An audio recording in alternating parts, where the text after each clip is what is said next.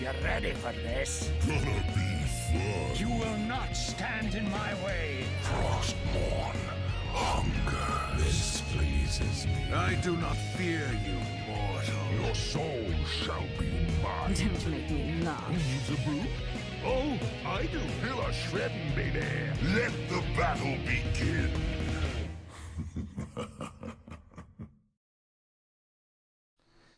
Welcome to the 44th episode of Trollin HGC, a Heroes of the Storm podcast focused on eSports and a member of the Trolls HGC Entertainment Network. I'm your host, LiQuid, and I'm joined as always by Bahgz and Goon. How's it going, guys? What's up? What's up? I missed last week, so I feel a little bad, but I'm here. This week I made it. You definitely missed last week. Yeah, I'm getting close. Like, Spoodle and I visited the builder again today. We got some clarification on some things we weren't sure about. We have a pretty good idea what model we're going to go with. We have pretty good idea what size and all that jazz. So we're making a lot of progress now. Now we're on to the finding a bank stage of the process while we clear the property, which is still going there. But there's a future front yard now. Like, it's taking shape. There you go. Yeah, for those of you that don't know, he's building a spaceship, so. Yes. He's building something. A spaceship's not a bad idea. But it's funny you mentioned that because we just finished watching the Netflix Lost in Space reboot. Oh, did you? How'd you like it? It's cheesy, but it's good. I don't know how to explain it. I mean, There's it's annoying Lost in parts. Space. Isn't it supposed to be cheesy? Like, isn't that the point? Yeah. No, it's like, I don't know. It's like, it's good and it's not good. I don't know how to explain it. It's a weird mix. I liked it though. I'm looking forward to season 2, which is not forever. We found out it's coming out in late 2019 or Oh wow. 2020 year. Yeah, it's ways away. Okay. Whatevs. But Anyways, not hot. But you're back. You're back now, so we can talk some HGC. All right. Before we jump into that stuff, you want to talk a little bit about Patreon? As you're taking a drink? I needed to wet my whistle. Absolutely. So, Trolls.gg has a Patreon page at patreon.com/trollsgg. It is currently, we have a note here that says updated, but it's no longer updated. It just is what it is at this point. It's not fresh. We have a Patreon that we share with the Nexus Trolls, but basically the entire Trolls.gg network uses this Patreon to kind of help us produce more content for you guys, give us the ability to up the ante, so to speak. And you have the option to donate $1 a month and be rewarded in that respect by earning early access to our show notes, acquire priority in our after show viewer games, or whatever future call-in episodes we may unlock. Now, as well, there is also an option to hit chieftain status, so the chieftain of the trolls, so to speak. At $10 a month, you'll get all the previous rewards plus a special shout out at the end of each show. Currently, we're at $29 of our $150 a month second goal. So we've already unlocked our first goal, which is after show games. We are working towards our second goal, which is a ways away. So anything can help us get there, which is going to be the call-in shows, where once a month we will do a special call-in show for all the trolls that are out there that listen and watch the shows. I feel like we should point out that we had a tier between those two, and now Trent's off doing something else, so we haven't come up with a new tier between those two. It's cool. It's we're when we get close to a number, we'll think of something. I guess, I don't know, but that is where we are at. Words are hard right now. I threw you off, man. I threw you off. So, all right, we'll get there, baby. We'll get there. Yeah, take it one day at a time. There you go, man. There you go. All right. We also have a Troll of the Week every week, and even though he may disagree with me since he is still doing his show, this week is Daz's last week of doing the Nexus Trolls, and I felt like it was fitting to have him be the Troll of the Week, because without Daz coming up with the idea to do the Nexus Trolls in the first place, this show wouldn't exist. And not only this show, but the whole network, all the people writing for it, everything. None of this would exist if Daz and way back when Shiz hadn't decided to do this show. So Daz is definitely our Troll of the Week this week, even though he's still doing content, and this week is his last week of the Nexus Trolls.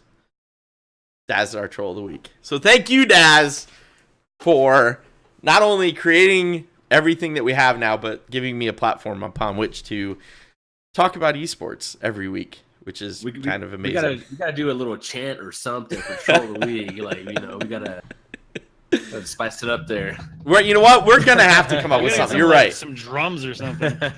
Some little troll drums in the background as we talk. Like You're a right. Bumper that does that.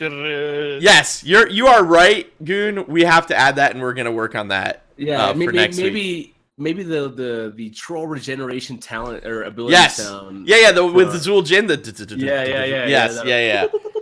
Yeah. That's what I went to when you said it. So yes, we're definitely gonna add that. But with all that said, thank you, Daz. You have created this, and we're gonna keep chugging along with it. All right, let's talk a little bit of news. You guys want to talk some news? Yeah, Let's do it. It's Tonight on the Trolls.gg podcast network, Trollin HGC proudly presents Heroes Esports News, Notes, and Drama with your hosts, LiQuid and Bahgz. All right, so I cut Bahgz off a little bit, but that's okay.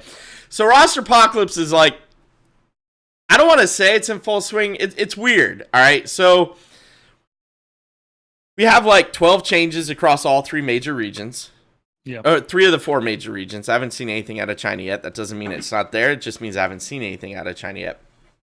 But we have stuff from 3 of the 4 major regions. Technically, all of the cuts had to be done by Monday. Mm-hmm. And now we're in the signing period where teams are working out the rosters. And then next week, Blizzard approves all the rosters. So I'm forced to wonder, and we'll go over the changes in a minute, but I want you guys to think about this while I go over the changes. I'm forced to wonder if we're going to see a Korean-style, everybody's just going to announce their new rosters next week. Like, none of we dropped players, we picked players up, just here are the new rosters, right? And boom, dropped it, like a new single. That would require people not to tweet, like, if all the drops like that were gonna happen were announced, and I don't think that's the case, that would require people to right. Well, that's announce stuff on their own on Twitter. You know what I mean? So think about it. While I'm gonna go through the list of what we have confirmed as drops so far. So Prismat's off Simplicity. We have Danesky and Cure off Octalysis, and some of these we knew about last week. I'm just going over all of them. Specialty and Draded are off LFM. Fury and Akaface are off GFE. Equinix is off No Tomorrow. And then announced yesterday, he is now the coach of Simplicity. Dude, I don't know where he's going to find all this time to coach because WoW's got a new expansion coming out in August. And... Right? Hey, as a coach, you got all the time in the world to not play the game and do that is a good point. As a coach, it's not like you're playing a whole heck of a lot. And then over in Europe, we have Mopsio leaving Zealots. And in Korea, we have Nasang and Dudu off of Blossom. So I ask you, boys, given the small number of removals from teams, is it not possible that we're going to just get, like, huge announcement with everything? Sorry, real quick. No Flame Equinox. I'm a coach. I don't play the game, so... Are we gonna get some? You're asking if we're gonna? Yeah, we're everything's just gonna come down and yeah. I mean, go ahead. Yeah, we will. Some of these teams are still holding tryouts for their spots. All they had to do is release the players by a certain date. Right. They don't have to announce anything unless they really want to. Right. Right. I think they're gonna wait until the date where it's like, hey, your roster has to be done here, has to be approved by Blizzard, and then you can tell them. Well, that's where I am. So, like, a couple of, let's call it two splits ago, Korea just released last day of the roster announcement, they just released, like, everybody's rosters. They're like, here's what we did. And so, like, you were piecing together, okay, this dude went here, and, like, you were figuring it out, right? So I'm wondering if outside of the NA drama, because NA... if in EU people were told, no, if we're releasing you and you're trying out for a spot, we don't want you saying anything. Like, your spot is contingent on you being quiet. because we're waiting until the full approval cycle's done, and then we're going to release our roster. Well, yeah, maybe potentially. You look at the orgs that are in EU compared to that of NA. You've got Dignitas, which is a big org, right? Right. You've got Fnatic. Tricked is or LiQuiud. These are all orgs that have been in esports that are pretty well known, pretty big. I'm sure there's a lot of red tape that needs to be, I guess, right, respected. So, when I come back to we're not hearing as much from right from NA, yeah, right. Well, that's why I come back to like, I gotta believe EU's making more than just the Mopsio off Zealots change. Yeah.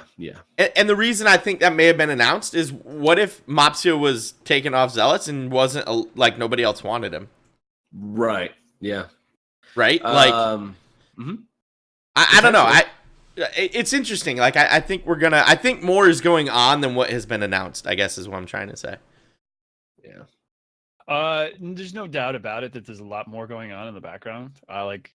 And this is, me not knowing any more than what we currently have in front of us. Mm-hmm. But there's no doubt about it. I think it's just a matter of people being unwilling to announce anything until it's just locked in stone. And right now, I don't think there is anything.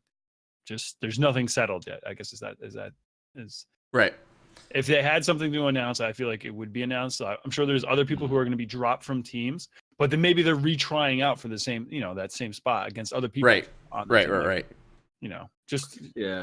I don't know. I don't think the teams will announce until the very last second, and I think that is, as much as we would want to know now, and we want to know the drama, we want to know what's going on. I think it's more mature to wait until that deadline and then drop the announcement. Gives a little bit more legitimacy, a feeling of legitimacy to the league, to HGC in general. I guess so. I don't know. I just always base everything off of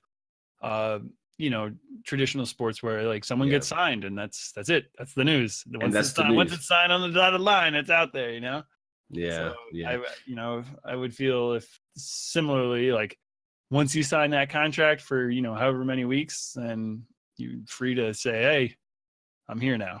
Once HGC is pulling viewers from the Overwatch League and we're taking over, maybe. Maybe.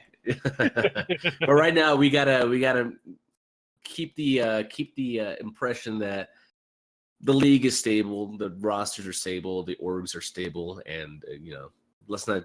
Well, that's the scary concern, right? With fighting to stay alive. The league's stable. Don't worry about it. Don't worry, everything's fine here. Oh, I'm not saying that everything's fine here. It's like the little dog in the burning room meme. Yeah. Right. This is fine. GFE, right? This is fine. GFE. Shots fired.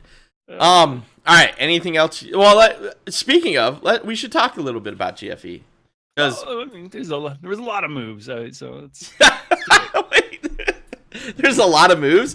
Like, the organization basically imploded, and they don't even have a website anymore. Fury and Akaface are just gone. Like, thanks for playing.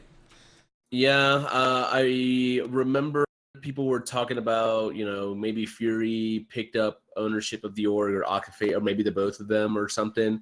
But from what I understand, because the org pulled out, or just disappeared off the face of the earth, Blizzard had to step in and put a vote out to the team, to the players. Hey, what's going to happen?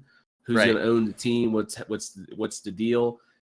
So the vote went through, and initially, from what it seemed like, from Akaface and Fury potentially owning the spot, the vote turned south, flip-flop, and now they're out. So that makes you think. It makes you think a little bit.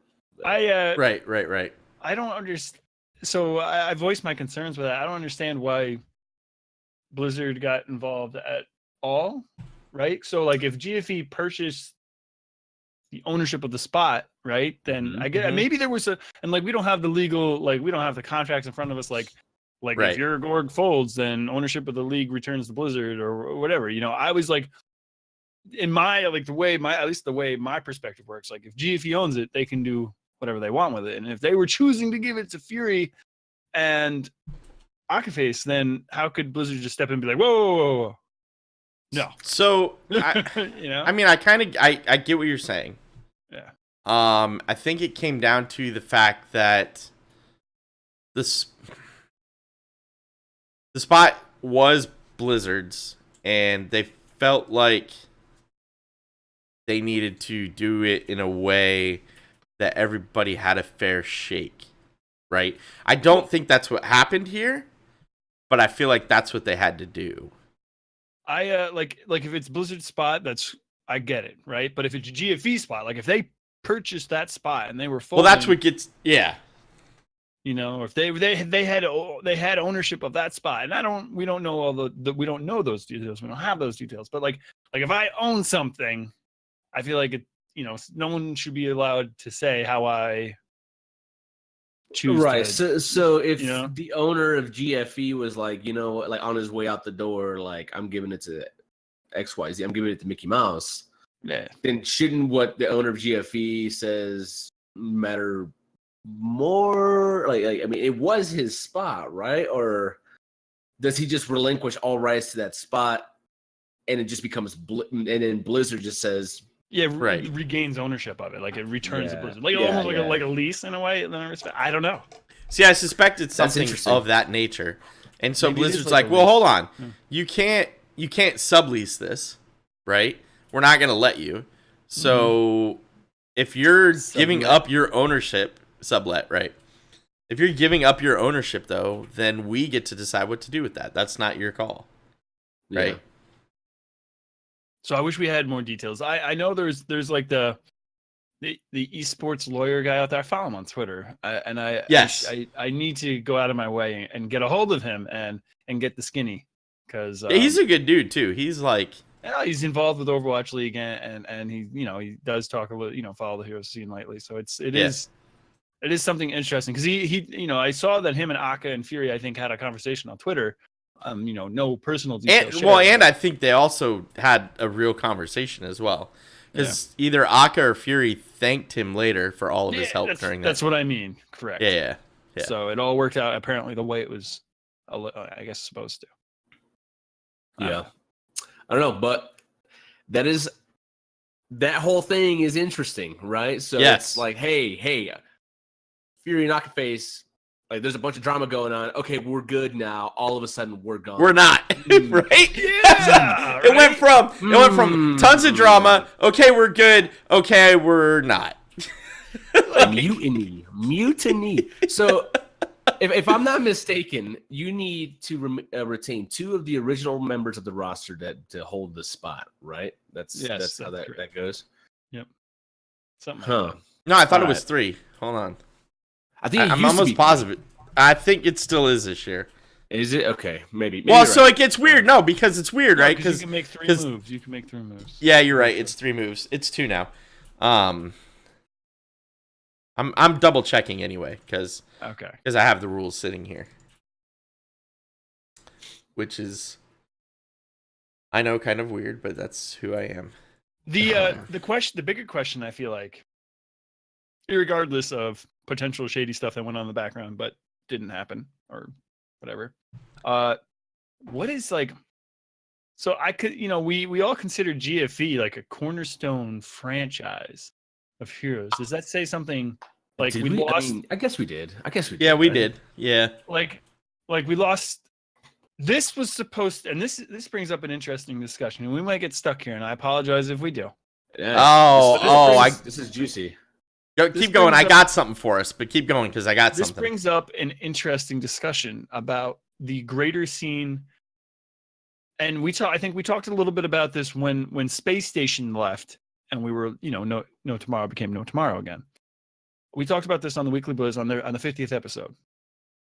What does this say about the health of the HGC as a whole? Where this was supposed to be the season where everybody gets sponsored. Everybody's got an org backing them. And we're going backwards, in fact. Like, we loosened up we made it more appetizing for orgs to come into the scene, and we are actually going backwards and losing orgs faster than we're gaining them. So I mean, to be fair, so GFE wasn't just Heroes of the Storm. It wasn't just. You're right. It wasn't just like they Space had Station. Rocket League and stuff, and Space Station Gaming. They have their fingers dipped in a couple little things here and there. I don't know if this has anything to do if this has anything to do with it or whatever, but I did notice that they picked up a Rainbow Six Siege Pro League team right before we found out that they dropped the Heroes of the Storm team. So I don't know if there's some correlation. That probably, I don't know. Well, that's a good point, right? Then maybe there's like a budget, right? And it was just like one or the other, and they felt a better return on investment in that respect. Exactly. And I mean, in the Space Station Gaming R6 team, I think is pretty okay. But yeah, so exactly. Is there the budget says, hey, let's look for something else that's a little more lucrative? Mm-hmm. Are these other games potentially going to bring us in more income, whatever? So that's something else to consider. But I just think it's just a matter of bad luck right now, more so than just everyone's just bailing. Less than indicative of the health of the league, and more so just like, okay. It's funny. I joked with Guaz on the most recent episode of the Weekly Buzz, and I don't mean to keep plugging him, but no, we keep going. We recently had a discussion. And I say I just have this bad habit. Like, I'm a Mets fan. You're a Braves fan, Goon, so you get it. Yep. And I'm just like, and I love Heroes. Hey, the Braves are hot. So the Braves are great this year right now. They just crushed us. And I was joking with him, like, but you'll understand where I'm coming from. I have this bad habit of loving things that seem to be like, I don't want to say cursed, but just like, it's just like one step forward and two steps back, no matter what. Like every time the Mets seem to turn a corner and they're going to be good, it's just like, then they trip on a shoelace and like. But what brings you back? And like, so. And I feel that with HGC, it's like it's the underdog that could, the underdog esport that could. And I love it. I think it's great. It just doesn't seem to round that corner where it can really realize all its potential. But what keeps you coming back? What is it inside you that says, I'm going to keep cheering for the Mets. I'm going to keep cheering for what is it? Like, what is it? I don't know if it's because I'm an idiot or. I mean, we're all idiots, right? But I think it's just a matter of like hoping, like, hey, I have a lot of hope. There's a lot of potential here. There's a passion here. There's a pride here. I'm very happy to be part of this, and I want to see it grow, and I want to see it get better, and I have hope that it will. And like that's honestly what a lot, even professional traditional sports, a lot of that just is based on how long did the Chicago Cubs hope for a World Series win? You're not wrong. I mean, I think the same could be applied here. I mean, hope doesn't necessarily make money in a lot of sense, but potential does. But yeah, I mean, it's there. I think, well, it's a really, the biggest thing for me is I love watching. I think it's super entertaining, and I think that is what does it for me.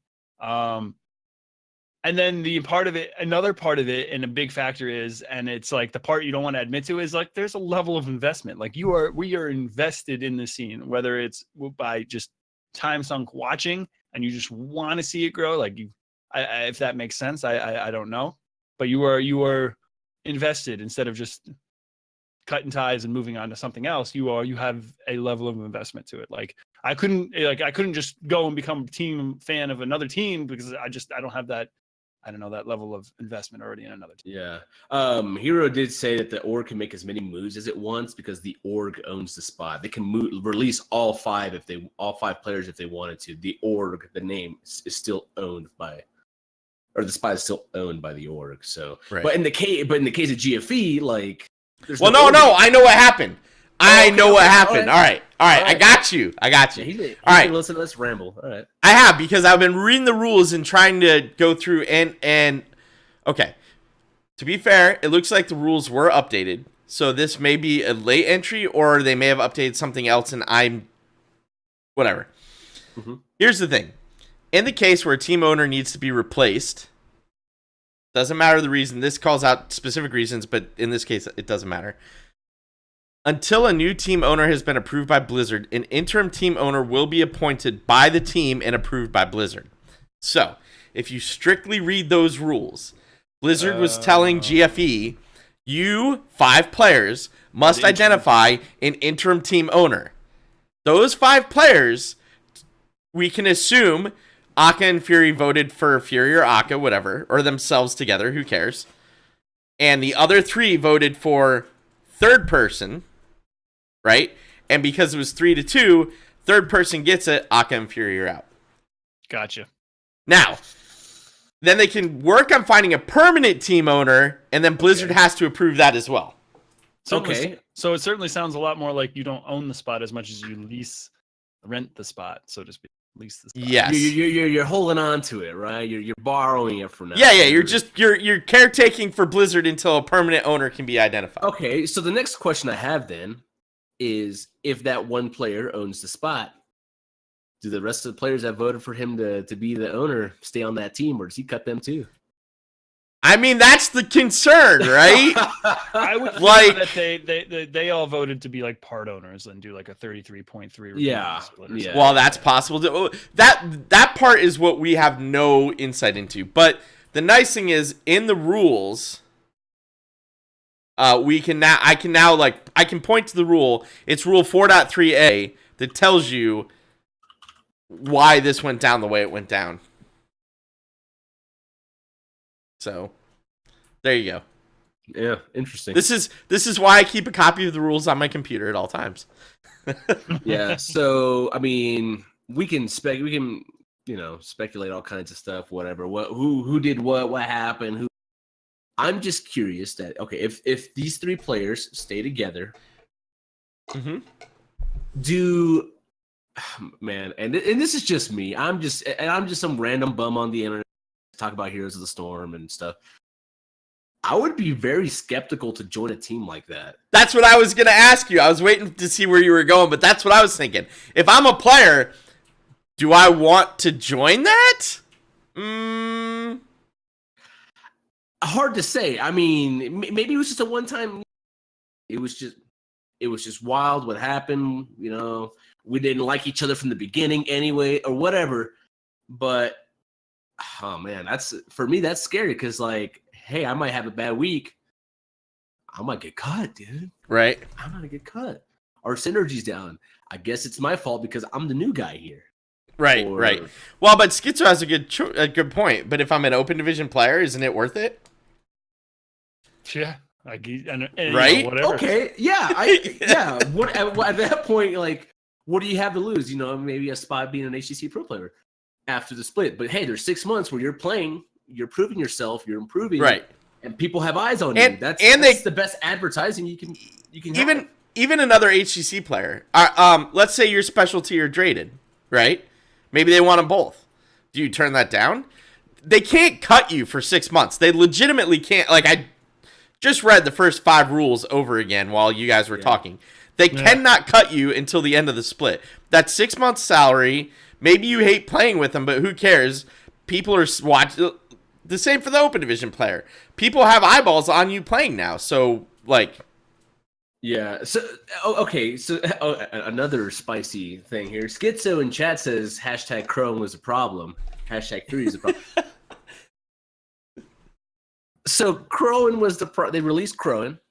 Hey, man, sorry. Not cutting it, bro. Try again next year. And now Crowan's going to midseason brawl while everybody else is trying to figure out who's going to play on the team.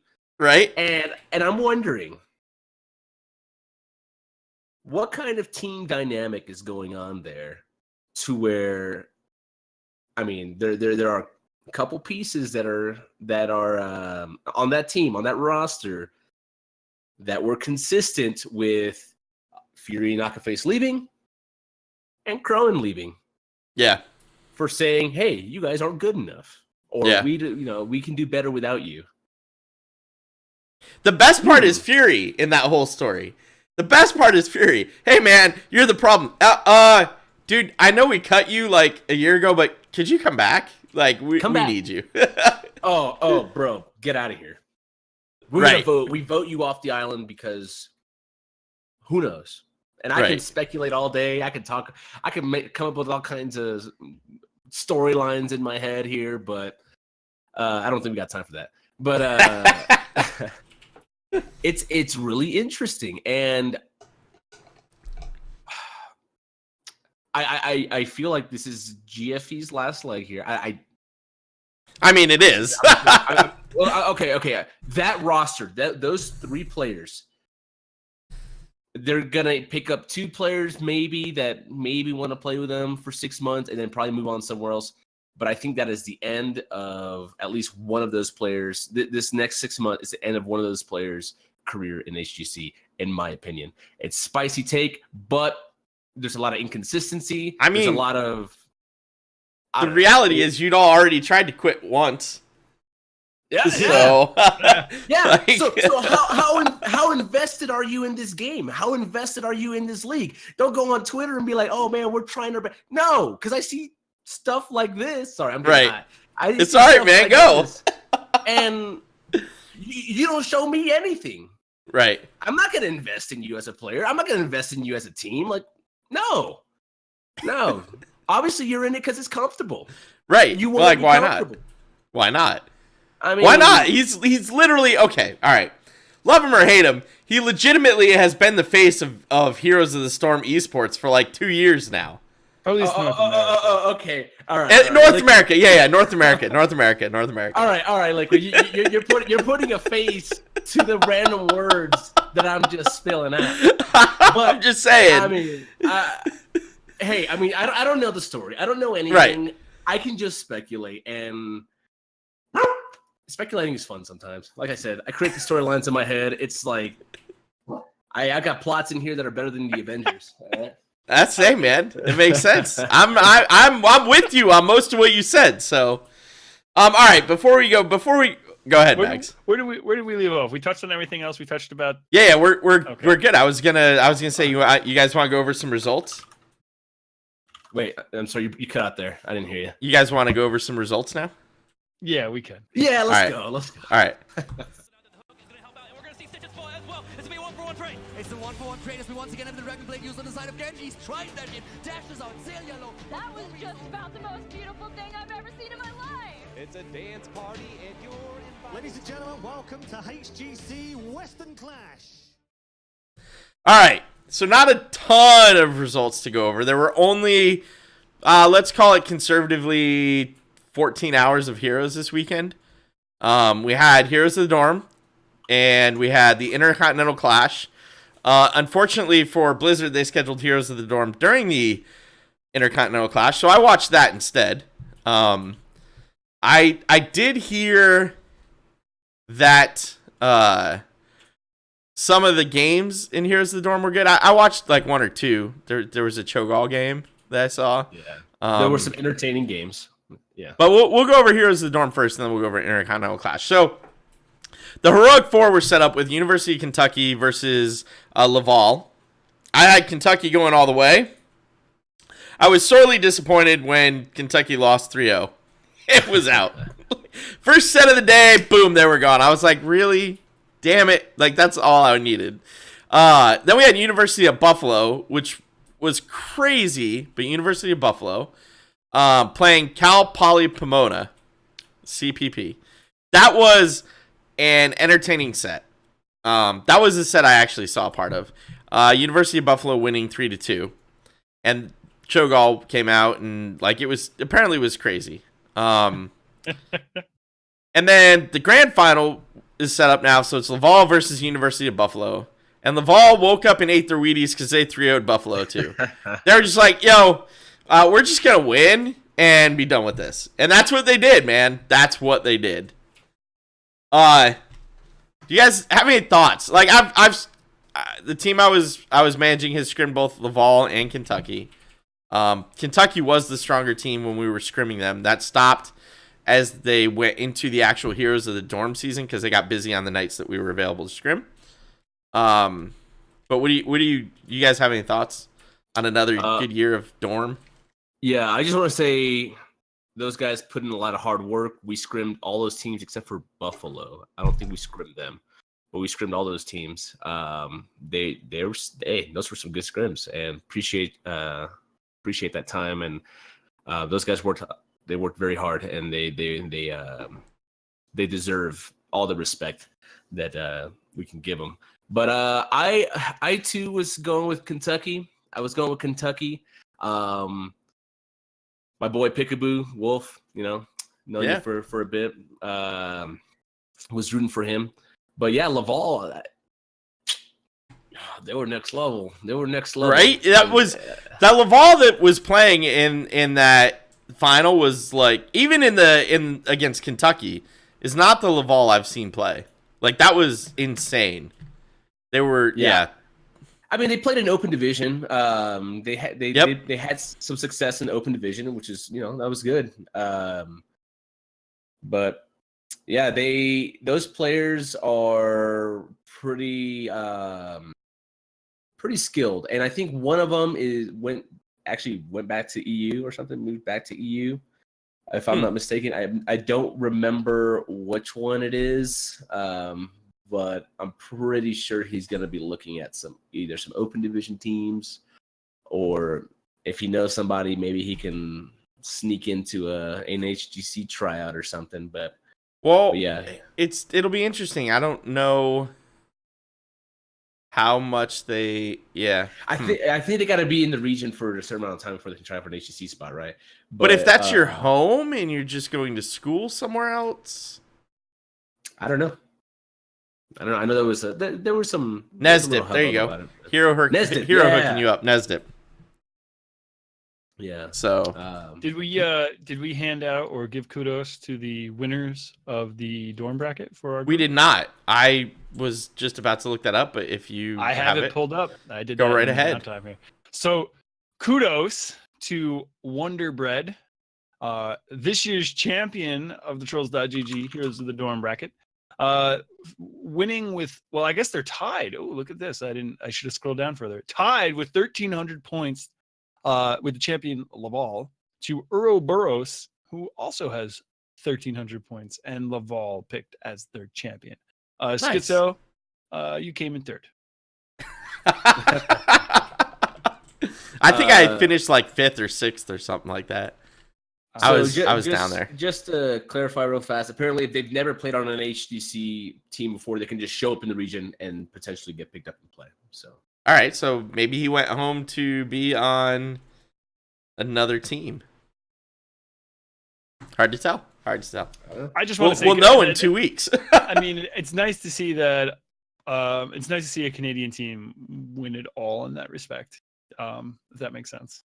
Because yeah, I mean, they just brought in a bunch of viewers from Canada, a bunch of people that didn't even know about Heroes. Right? Yeah. Oh, what? We have a Hero's rolling over right now. I can't believe he's doing that to me. All right, so then we also had the Intercontinental Clash, and for those that don't know what the Intercontinental Clash is, we talked about it a little bit last week. That is ANZ, that's Australia and New Zealand, finishing out their season, and then winner of that playing the Latin American winners of their season to determine who gets the midseason brawl spot for that minor region. We got, for the ANZ final, we had Mind Freak versus Crimson Gaming in a set that was amazing to watch. The Mind Freak ended up winning 4-3. Crimson Gaming did not roll over. That was a close set. Those games were like way more hype. I'm sorry. They were go ahead, dude. They were way more hyped than Heroes of the Dorm, in my opinion. Like, they were pretty crazy. Like, there was some wild stuff happening, but it was competitive. It was fun. But I agree. I completely agree. There was a reason I watched that over Dorm. Then we had the Latin American final where Encore eSports took on FratRes and won 4-1. That was not as competitive. Still good, but not as competitive. And then we had the final, the Intercontinental Clash final, which was ANZ versus Latin America. And Mind Freak took out Encore Esports 4-1. They also looked very dominant there. Yeah. I feel like... Yeah, the winner of that clash moves on. They will represent their region at the midseason Pro. It's correct. I feel like it's important to mention too that Mind Freak is the old Nomio roster. So that's what I was about to bring up. Right, yeah. If you're not familiar with who we're referencing, like who Mind Freak is from the ANZ region, it's just Nomia. They were picked up by an org finally. Yep. And well, sort of, yes. They're a little. They made a couple of changes, right? Obviously. Yeah, right. Yeah, what's his name? Like they don't have Robodoba anymore. They don't have Arcaner anymore. Right. Correct. So it was, but Fat94, who looked absolutely amazing at, I want to say it was last year's midseason brawl. Wasn't that the one where they did really good? I feel like it was. He's still there. So yeah, it should be interesting. I'm not liking their odds. As they're coming up against Genji eSports, Tempo, Fnatic, Ballistics. Yeah. I think they can take out the one. You think they'll show up well against China? I mean, we'll have more time to like kind of weigh our thoughts on, share next week, man. But I don't disagree. It's a tough bracket, but I think the only team I could see him doing better than is the one. The format for this Intercontinental Clash was a little awkward. There was no loser bracket, right? It was just it was just straight 7-0, or best of sevens. Best of sevens. So leading up to this, ANZ actually had a HGC season like we do in the major regions. And then they had a playoff, and then the top two from the playoff are the ones that came to Brazil. And then Latin America had its normal like tournament style, and then top two from that also went to Brazil to create this one from ANZ, one from Latin America final, right? I guess you could have said, well, instead of doing that, do like losers bracket and add an extra, a couple of sets. But I think the idea was the way they did it was only one team from each region were supposed to play each other in the final, like the grand final, and only the winner of that set would get to go on. I see. So they didn't want to have an ANZ final. Right. Yeah. I mean, I get it. I guess that's cool. But at the same time, you just flew how many people to Rio to Brazil? Right, and it's two best of sevens and we're done. Let's get some games in. Let's get some games. Right. Let's try to legitimize this a little bit more, or at least give the appearance of a legitimate tournament. Well, at least do like maybe a show match or two. Like say, okay, well that's it. We know who's going, but Fratrez is gonna play Crimson Gaming, right? And we're gonna broadcast it just for fun because they're here anyway. Because who knows? Like you get those playoff buffs, right? You're in the playoff. All of a sudden, you're playing next level. Oh, we're in the loser bracket, and then you just make that miracle run all the way through, and then you're in the final, and then you take it to a game 7 or whatever. There's a lot of potential for storyline there, for excitement, for hype. Yeah. But I feel like they just missed out on it, just to make sure that there weren't two teams from. I mean, if it's an ANZ versus ANZ, like how would that be? Then we see at the midseason brawl, or I'm sorry, at the Eastern or Western Clash. It's two EU teams. We don't do that for right. For the other ones, I get what you're saying. Yeah, because it's like, are you really getting the best, or are you just getting what happens to work its way through the bracket, right? Yeah, and for me, and I don't know, I think that's why they did the best of sevens to kind of like, so you have to do kind of like quell that the argument that you're making right now. Right? I guess to kind of like appease us a little bit, right? Yeah. But to me, that just makes it seem like you're babying us, or you're making. I say us, the minor regions. You're kind of just like, they're minor region. It's okay, like. Give them some legitimacy. Give them that pride. Give them that, like, hey, we're in this too. This is a big deal for us. And I have a huge soft spot for LATAM. I mean, I'm from LATAM. That's me. And I want to see, that same level of professionalism and care that's given to the major regions, given to the minor regions as well. Don't be afraid, Blizzard or whoever's organizing these events. Don't be afraid to just do the same. And if we have an ANZ final or a LATAM final, that's just how it is. Don't be like, oh, let's have one from each region so we don't feel bad at the final because one region's not in it and the other one is. Right. I don't know. That's just me. Yeah. All right. Let's jump into a little bit of the preview action then. So we do have a couple of things going on this weekend. Primarily, we still have the Horizon Clash, which is basically the same thing, but Southeast Asia and Taiwan. So May 19th, we'll have a single best of... Or, I'm sorry. Yeah, May 19th, we'll have a single best of 7.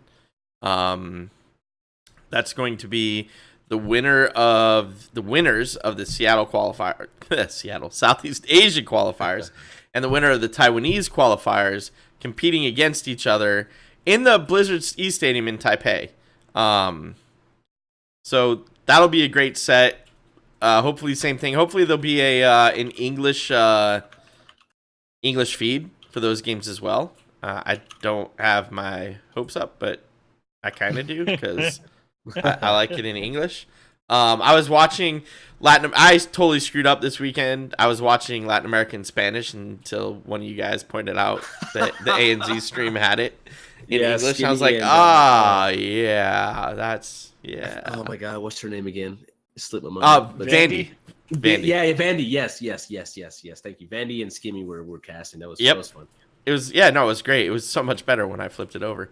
All right, so that'll run this weekend. And then also, Heroes Hype's doing kind of a show match this weekend as well, called the Lightning Fast Tournament. It's going to have Tempo, Heroes Hearth, Octalysis, and Team Freedom.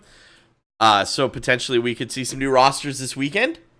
But that's going to be on Game Speed Faster and Infinite Mana, single elimination best of 5. So that should be fun to watch too. This sounds awesome, and I wish we had more of this, like some just exhibition matches type thing.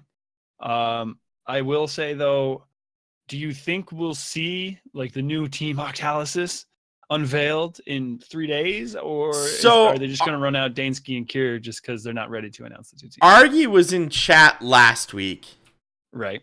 And he's and I mentioned we'll see rosters at some point the week of the 21st, and he's like, well, there's a tournament the 19th, and I'm like, yeah, but do you use your new roster, or do you just throw people in there and call them fillers and be like, hey, yeah, this isn't my roster.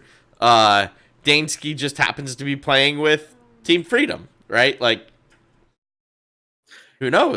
It's just a community fun. Yeah. Just tournament. Okay, and that wasn't to imply that Freedom's dropping people. I just I know for a fact Tempo and Heroes Hearth.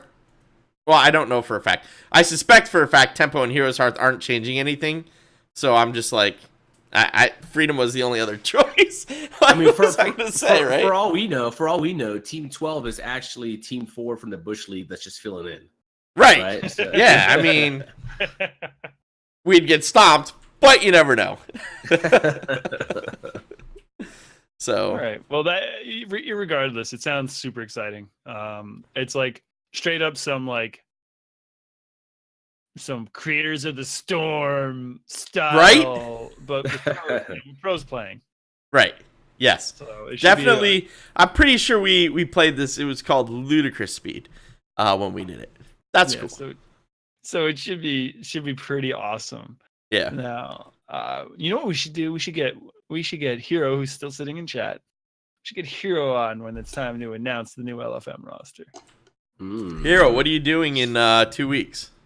Wait, no, this doesn't work. The timing doesn't work because it's a Monday. It's always a Monday when the deadlines end.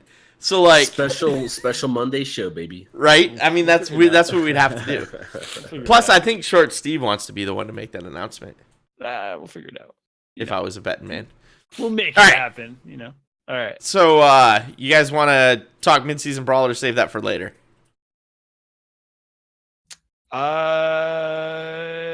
I mean, there's not much we can talk about right now. Hey, these teams that we already said are in it, right? Hey, All right. KSV Yep. is Later. Now it's now Gen G eSports. I guess there's that. We'll talk later. Yeah. We'll bring it up later then. All right. So we're gonna go into some amateur stuff.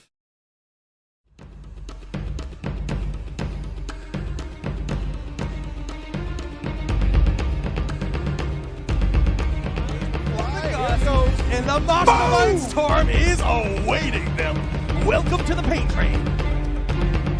Kill the boss! Kill the boss! Can they do it? It's too much damage for me! And that's GG! All right. So Goon, you got some amateur stuff you want to talk about? I mean, so it's early on right now. The new split hasn't started yet, so take all of this with a grain of salt. But there are some things rumbling around. The eBros are looking to play in the Open Division again. They do have another team by the name of Queen's Gambit. It's the eBros. It's the eBros and 3 other players that were on the original King's Gambit roster. But keep an eye out for that. Also, another notable roster that I just have seen is LIB. I don't know what that stands for, but that's Battery, Dark Chimera, Nesper, Zanehyde, and Big right now. That's another potential roster to be looking at. And like I said, and of course, Reborn. We're still unaverted. Direct, Showtime, Winterheart, and Valimar. Yeah, how could you not mention your own team, dude? I know. Be on the lookout for that. We're hungry. We're good.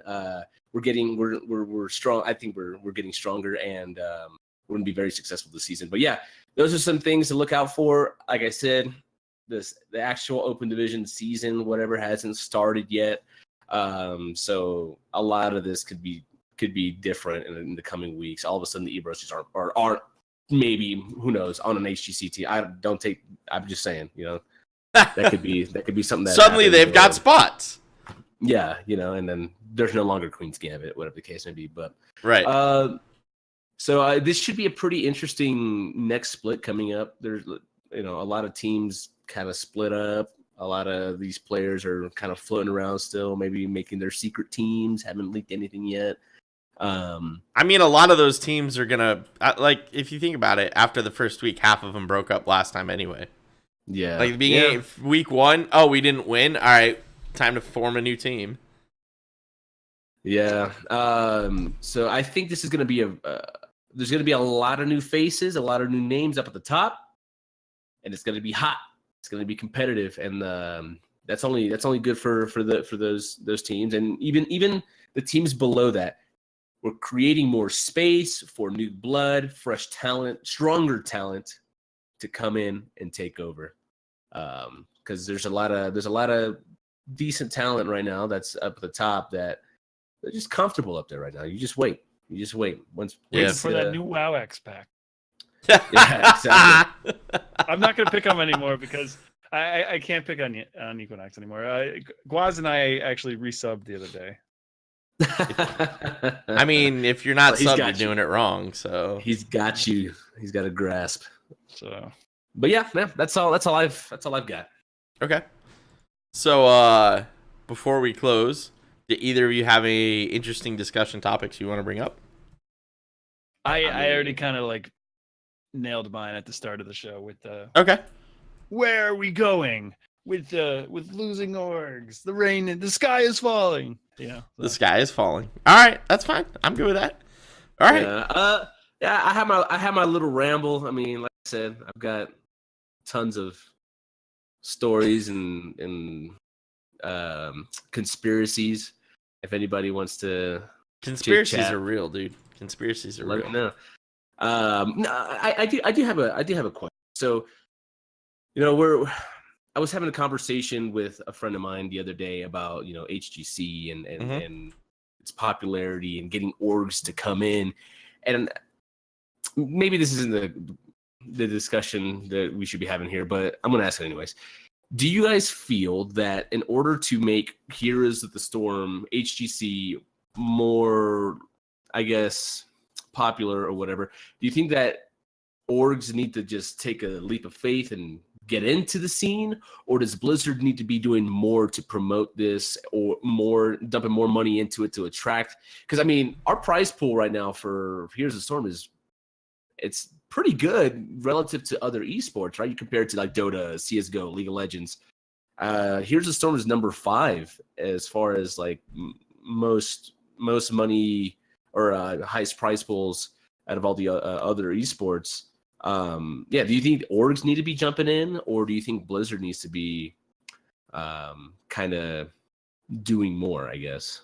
I'm kind of torn on that. So, go ahead, LiQuid. No, go ahead, Bahgz. I don't know if it's like we need more lands for more exposure for these orgs type thing. Trent has made that argument, and I'm sure he's not wrong to a degree. But I think it's very easy to point the problem at the smaller player base of the game. And now Blizzard won't release how many people play Heroes of the Storm. And there's a reason for that. They'll brag about how many people play Hearthstone or Overwatch for a reason, because that's an impressive number, right? It's a selling point. If they were to release the numbers on Heroes, it would probably do more damage than good. Do you understand? And and I think that's ultimately what it comes down to. The reason why Team League sucks is because, well, let's face it, there's not enough people playing, and it's just that's what it comes down to. A lot of the problems we have is due to the smaller player base that this game has, and it's unfortunate. But unless what Blizzard needs to do is find a way to get more people playing the game, get new people playing the game, right? And that's another thing too. So here's an interesting thing. I think there are new people playing the game in small numbers, but I don't think those same people are watching HGC. And you know what? That's also probably a really good factor, right? So like they're probably, and I don't know how to fix that. Blizzard has, and maybe that part is on Blizzard, right? Like Blizzard has put a ton of time and effort into making, like, you play Overwatch, you also watch Overwatch League. Like, though it's like almost hand in hand. It seems that way anyways. Like, because Overwatch League is plastered all over the platform of that game. It's on the launcher, it's in the game. They go way beyond. But they don't. But they don't for do Heroes. It to a degree for Heroes, but not. Nah. Hey! You want a skin? You better watch some Overwatch. Go watch some Overwatch, because like that's how it is. The kid will be playing Overwatch and be like, "Hey, can you go put Overwatch on your second monitor so I can get those Overwatch points, so I can use those points to buy a skin for a team or whatever." I'm like, "Wait, what?" Yeah. What? Come on, guys. Come on. So in that respect, like, there are things that Blizzard can do to increase the percentage of people that do play the game. Yeah. To also get them playing Heroes, right? Or I'm sorry, watching HGC to get a larger percentage of the Heroes players watching HGC and get them invested in the eSports league.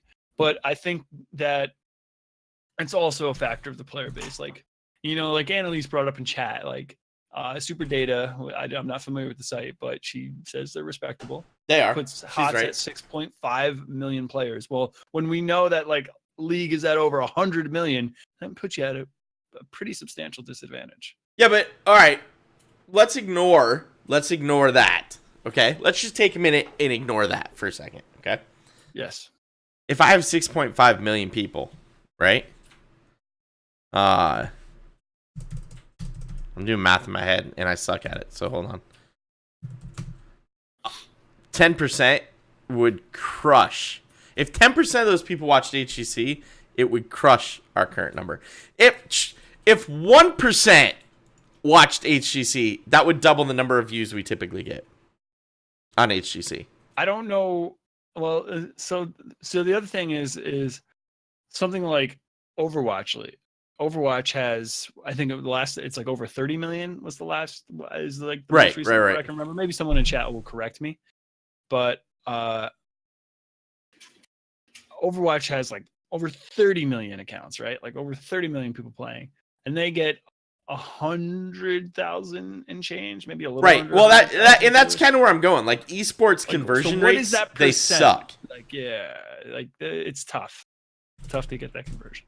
Yeah, but I mean, for Blizzard, or for all these orgs to be jumping head over heels to buy a spot in Overwatch League, like there's something else. That's even worse. They can't even buy a spot in Overwatch League. They can't afford it.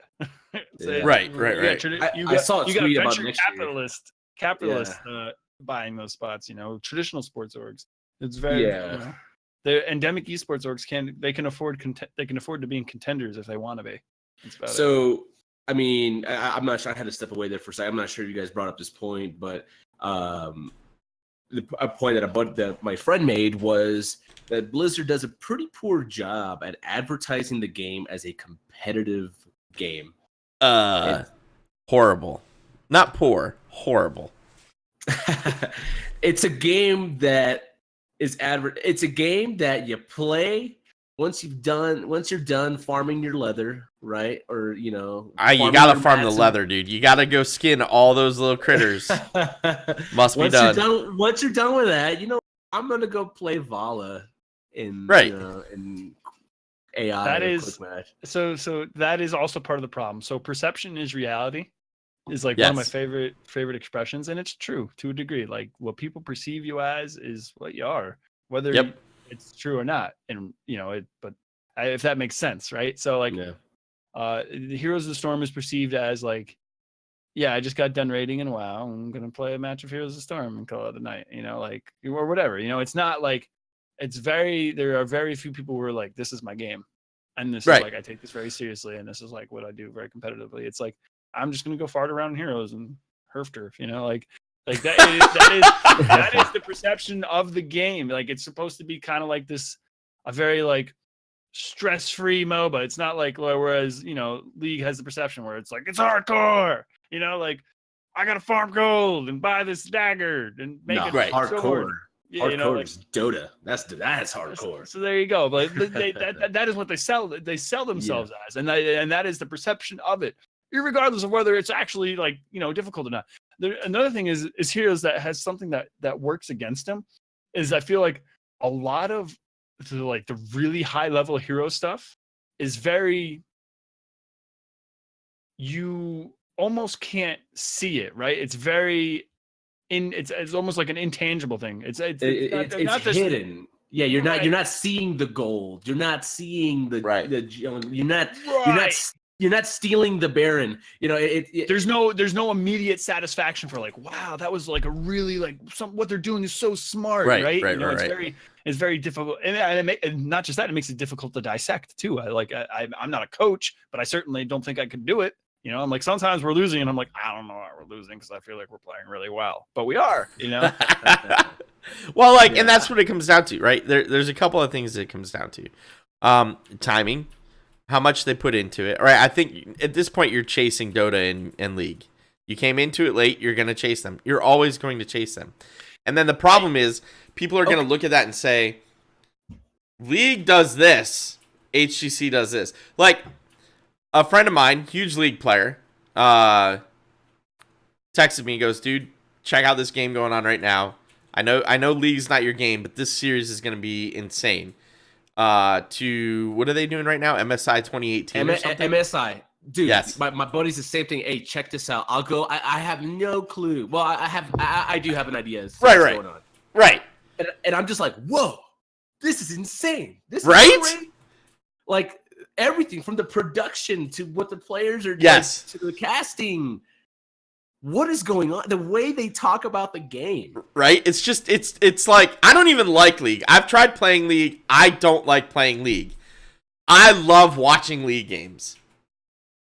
It's like you can't watch a League game and not be like, this is amazing.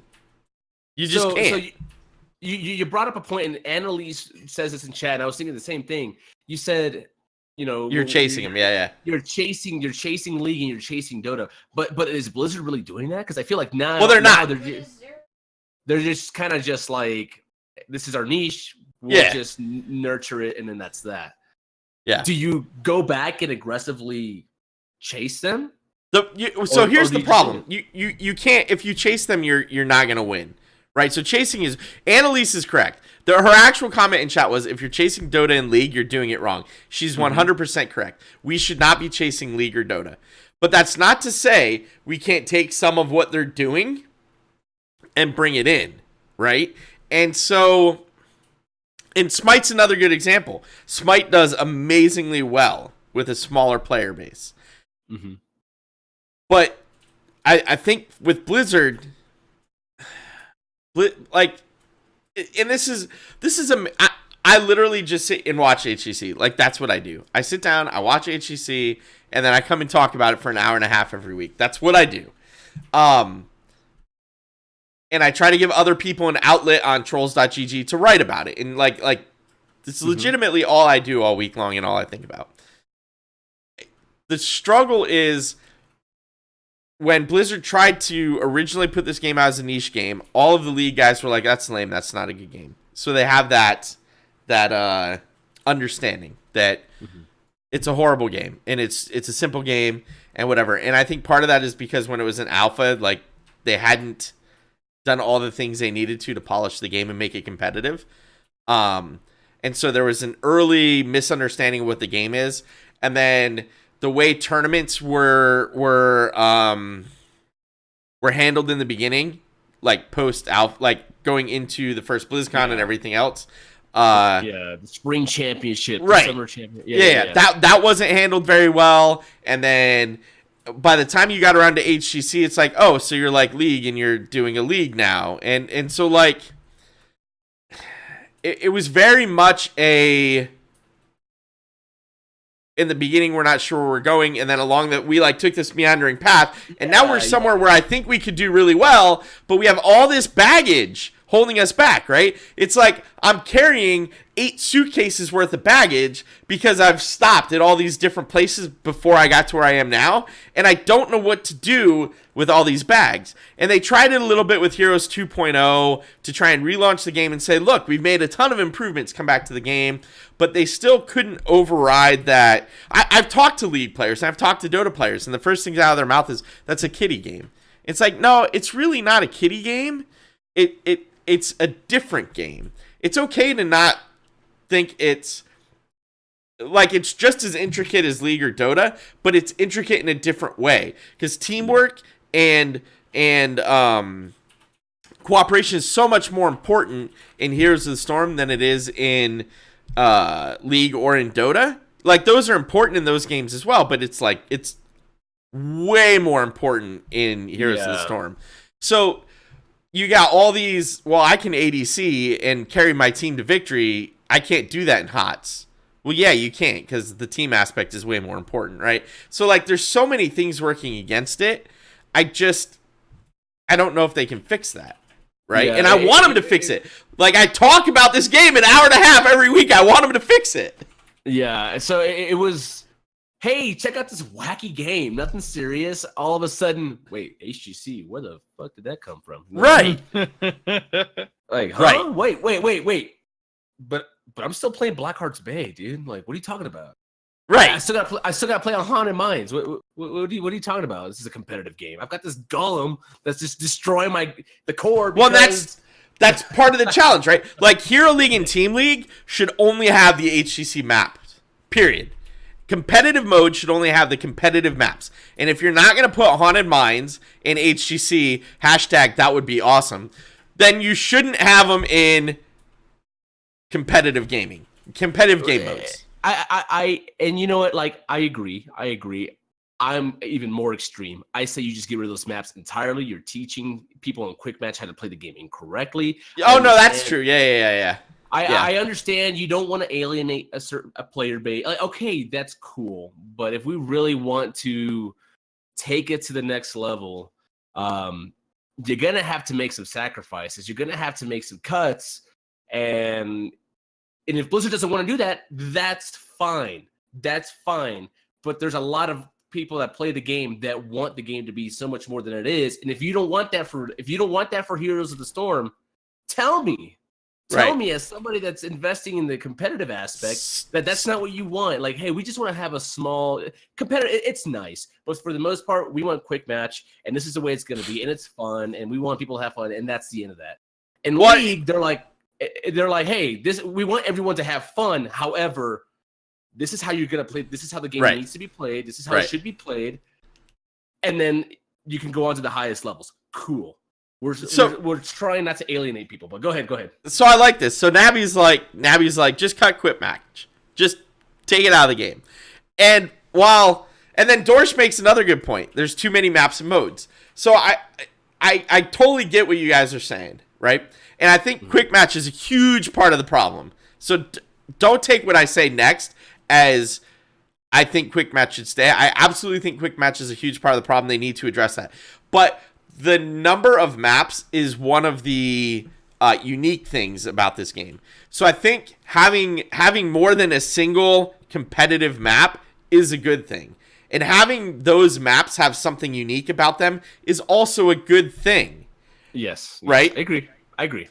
But I think like teaching people to play correctly is the most critical piece. And there's just too much Clown Fiesta. Yeah, there's too much Clown Fiesta, and you know what? That was the name of the game when it first came out. Clown Fiesta, Blizzard Clown Fiesta, and I don't say that. I'm not saying that to be rude or whatever. It was right. It was, and that attracted a lot of people.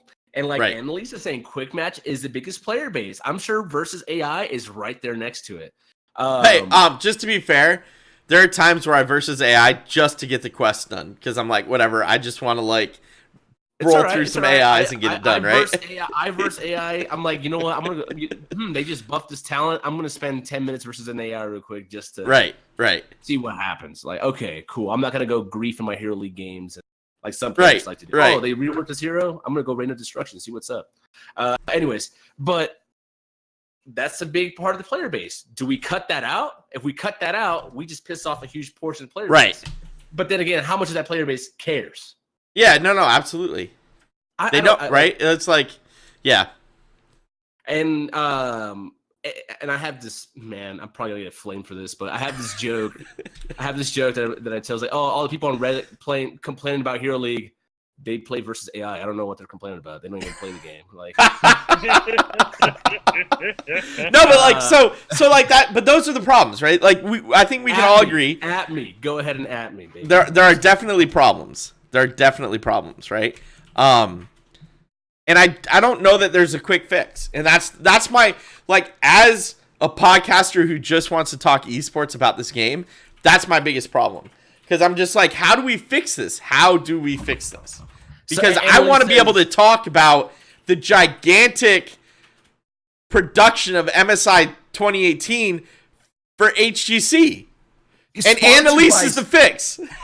Sponsored by State Farm. And it's a big thing that comes out there. Right? All kinds of crazy stuff there. And the casters and the analysts are so professional. And the way they'll crack jokes. So, they'll have a good time from time to time.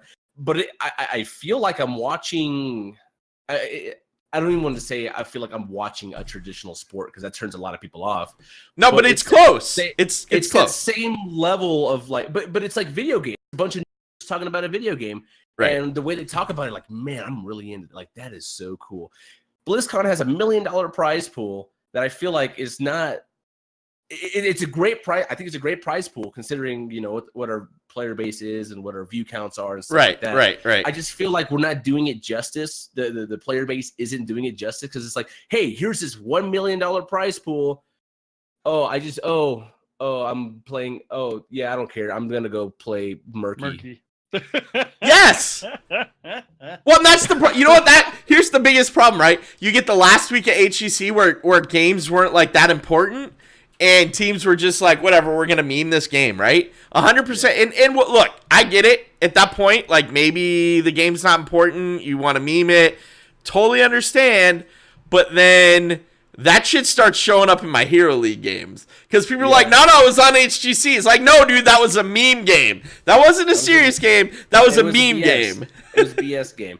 But yeah, I mean, a lot of the player base plays quick match. There's a lot of money that comes out of quick match from people buying skins and loot buttons and stuff like that's cool and that's healthy.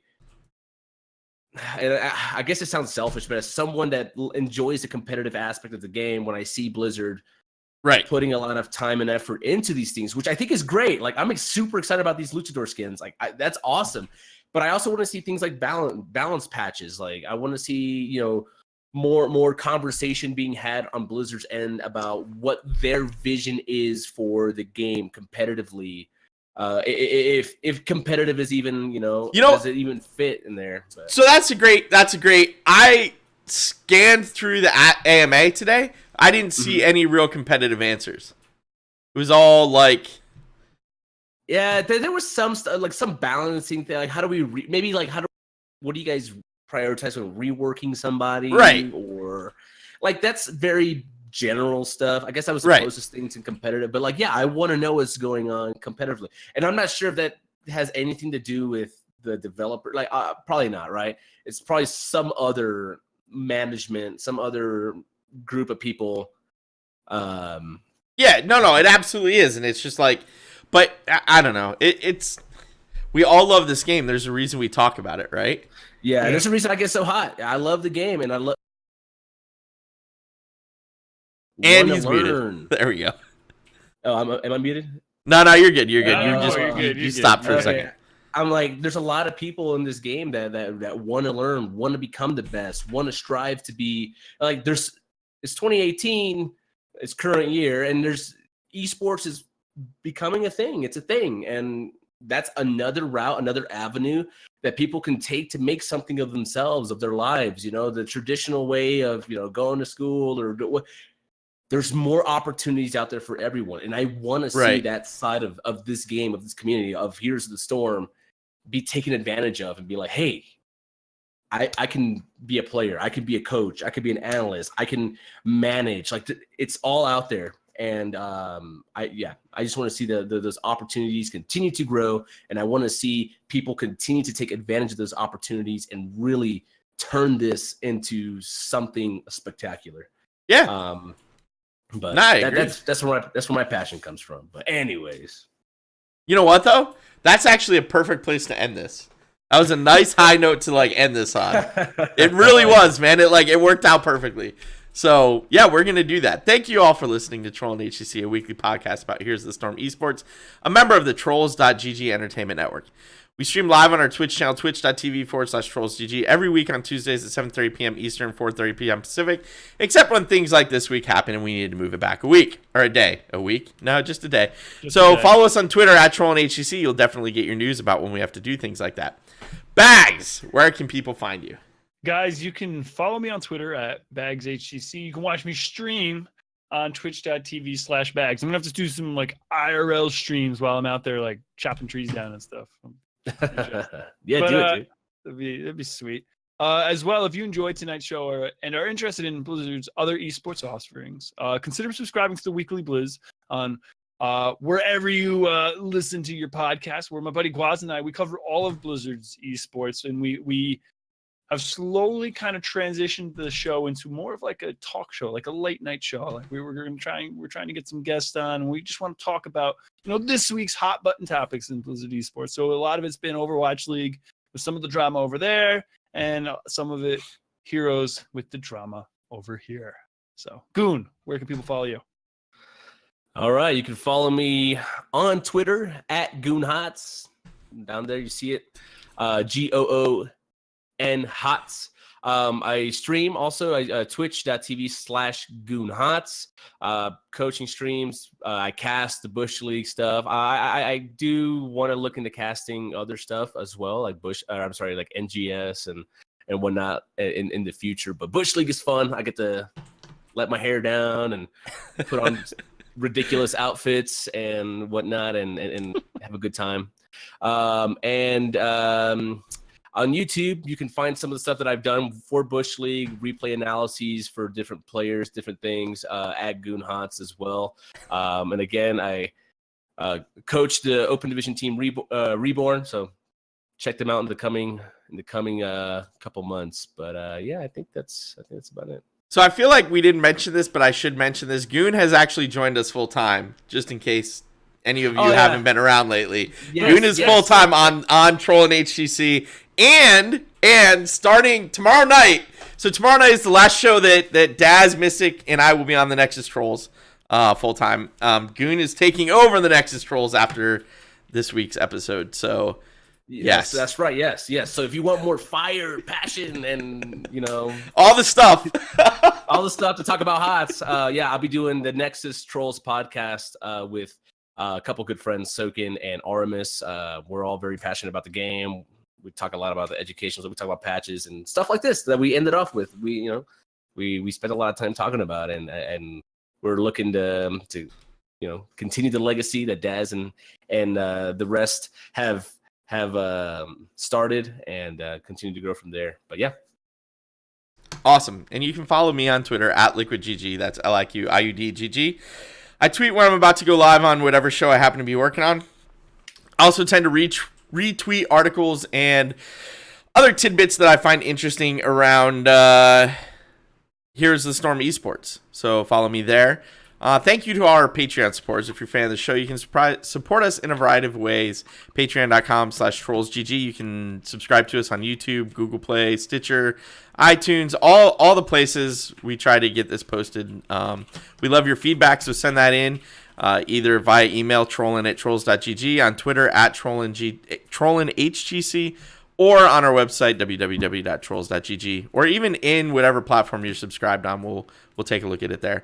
Thank you to our chieftain, Super Dave, for everything that he has done for us. You are our chieftain, first and foremost. Thank you all of chat for watching the show and hanging out with us. It's always fun. I love doing this show every week. Yeah, we'll see you guys in the Nexus. Peace out.